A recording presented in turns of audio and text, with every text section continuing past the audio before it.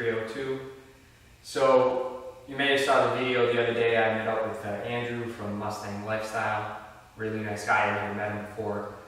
And you know, I've always been dying to get a look at a GT350. I've actually never even driven a GT350, and I knew he was up my way, and you know, we met up, and it was only inevitable that we'd have to take a drive down from New Hampshire to Mexico.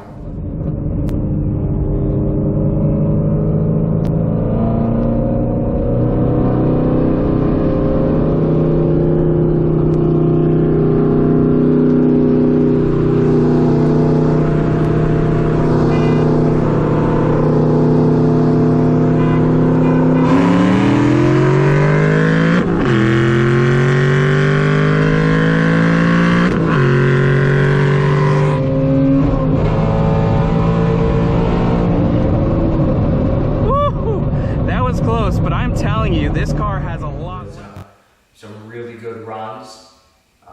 You know, I took about half, he took about half. They were really good runs, about what you expect for cars about 20 horsepower off.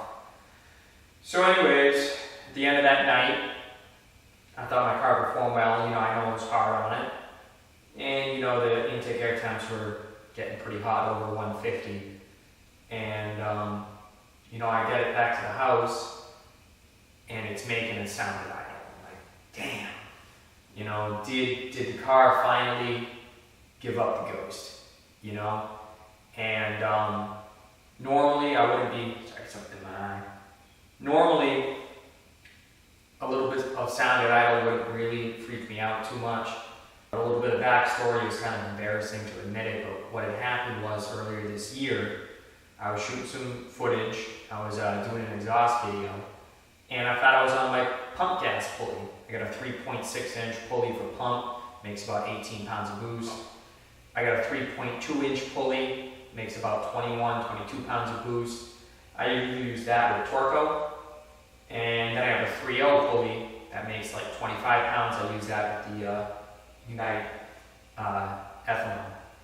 So I know I'm on pump gas. I got the pump gas pulley on, so I'm like, you know, let me get in the back seat of the car. I'll get the pulleys out, and put my hand in the back of the seat, and I pull out a pulley, and it's the 3.6 pulley. And I said, well, if the 3.6 is in my hand, what pulley's on the car? And I don't know how I did it. I've never made a mistake on what pulley I'm on. I was on my Torco pulley, you know, 21, 22 pounds of boost, and I've not been running Torco for the first 3 to 4 full tanks of gas this spring and summer. And I just, you know, I couldn't believe the mistake that I made. And I remember there was a Cars and Coffee that I went to the day I put my car away last fall. And I knew there would be a couple high horsepower cars. I'm like, you know, let me get the car on Torco. Let me put the, you know, medium pulley on so I can have some fun. I just must have made a mistake, and I took the car out in the spring and put it on pump gas and never changed the pulley, I guess. So I knew there was a chance I could have hurt the motor, and I knew there was a chance that beating on the car and racing it could, you know, it could let go. So of course, it's making a sound at idle. That sucks. It sounded like an exhaust leak.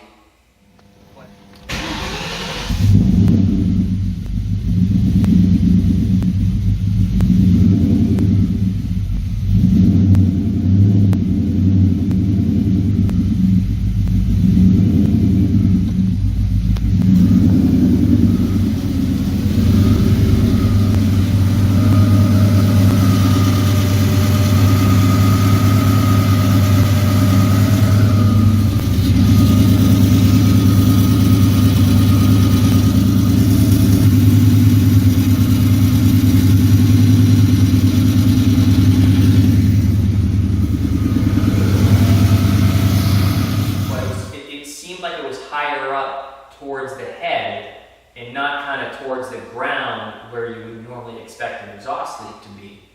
And, you know, I'm scratching my head, and, you know, I'm like, man, you know, I'm just gonna have to do a compression test because the bad thoughts creep into your mind and you just can't help it.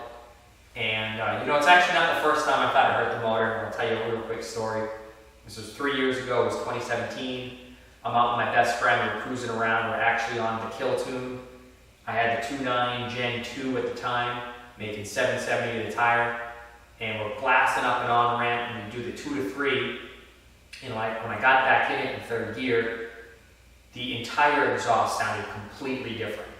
And him and I both looked at each other and we said, something's not right. It sounded like a bunch of detonation, even at light throttle, like even 3 or 4 pounds. It was sounding like it was detonating, which doesn't make sense because it would be incredibly hard to detonate on the ethanol. But something sounded wrong. And we're driving back home, my tail's kind of between my legs, and of course, a Gixxer 1000 comes up. And I'm looking at my buddy, and he's looking at me, I'm like, nah man, I can't do it. I don't want the motor to blow itself to bits. And he looks at me, and I still remember it to this day. He goes, if you're gonna blow it up doing something good. And I wish we had gotten that run on video, and we actually didn't. But we did like a 40 to 140, and I put a good car and a half on that bike. And he would have beaten me fair and square, but he was showboating. He pulled a big wheelie at first, and you know, thinking he was gonna smoke me. So by the time he got the nose of the bike down, I was already like 3-4 cars up. And you know, he did pull on me, but he never passed me. And I remember pulling into a Burger King, and the guy's like, man, what the hell's done to that thing? I've never lost a car. And he was dying to get another run, but I'm like, look man, I think the motor's hurt. You know, I can't run you again. And he was cool, and it was just a funny memory I have. If you're gonna blow it up doing something good. So, I'm racing the GT350, motor's making a sound. I'm like, damn. So we did a compression test, and here are the results. So first step, you know, pull all the plugs out. Here's the plugs. These got maybe 1,000 miles on them. You can see the little bit of orange tinting on them. That is from the Torco after I've been running it the last 2 tanks of gas. You know, I'm not an expert on reading plugs, but I think other than the little bit of carbon and a little bit of oil, the plugs actually look pretty good for what they are. These are TR6s. I have them gapped around 0.25 to 0.26. It's about what the tuner wants, and it works good for me.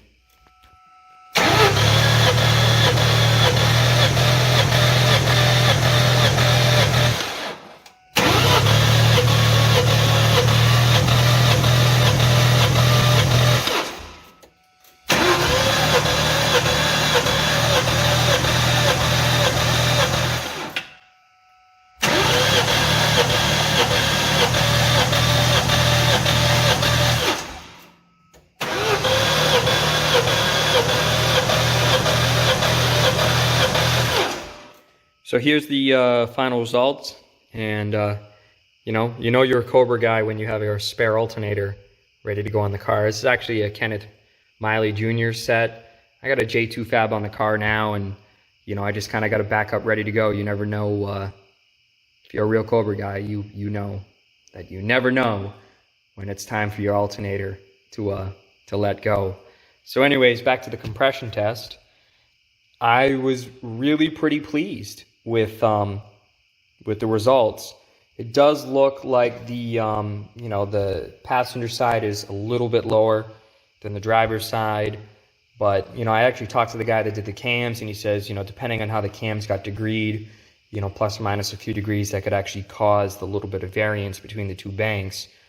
But for a motor that has, you know, 38,000 miles on it, and you know, it's been well maintained, but I wouldn't say it's been babied its whole life. You know, it's now making more than double what the car came with from the factory. That these are actually really pretty good results. So it's great news. I was pretty relieved. You know, the results look pretty good.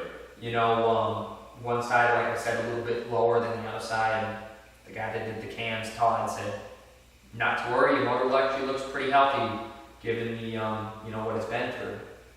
So we're looking around for the exhaust leak, because it's got to be an exhaust leak. But why is it pointing up and not down, where, maybe it's at the primary or the collector? Well, lo and behold, it was the damn EGR block-off cap. There was a mistake when I ordered my headers. I accidentally got the ones with the EGR tube.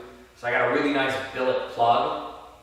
And, I installed that when the motor was on stand. And I cranked that sucker on.